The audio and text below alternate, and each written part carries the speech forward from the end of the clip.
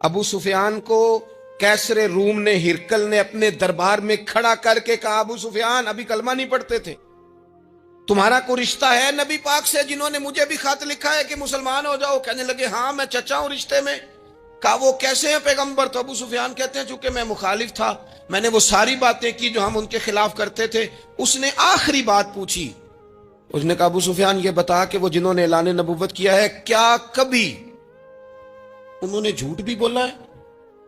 ابو سفیان کہتے ہیں کہ 1 منٹ کے لیے میں نے کہا کہہ دوں، مخالفت تھی نا، تو پھر میں نے سوچا یہ تو عرب کی وزاداری کے خلاف ہے،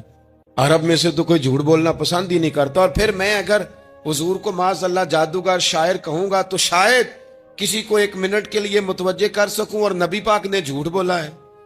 یہ تو مانے گا ہی کوئی نہیں۔ کہتے ہیں بادشاہ نے پھر زور دے کے کہا سردار بتاتے کیوں نہیں، کیا کبھی انہوں نے جھوٹ بھی بولا ہے؟ ابو سفیان کہتے ہیں میرے ہاتھ میں چھڑی تھی، میں نے زور سے زمین پہ ماری، میں نے کہا وہ میرے رشتے میں بھتیجے ہیں، میری سخت مخالفت ہے، میں ان کے خلاف میدانوں میں نکلتا ہوں، جنگیں لڑتا ہوں، کبھی وہ غالب آتے ہیں کبھی ہم آتے ہیں، لیکن میرے سامنے وہ پیدا ہوئے، میں نے ماں کی گود میں بھی دیکھا، دادا کے کندھوں میں بھی دیکھا، چچا کے گھر میں بھی دیکھا، سیدہ خدیجہ الکبریٰ کا دولہا بنے بھی دیکھا، ان کی 4 بیٹیاں ان کی گود میں کھیلتے دیکھی، اعلان نبوت کرتے دیکھا، لوگوں کو مخالفت کرتے دیکھا، میرے سامنے ان کے مقدس بال سفید ہوئے، میرا اختلاف اپنی جگہ،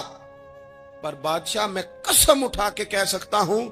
اس محبوب کی زبان سے جب بھی نکلا ہے حق اور سچ نکلا ہے۔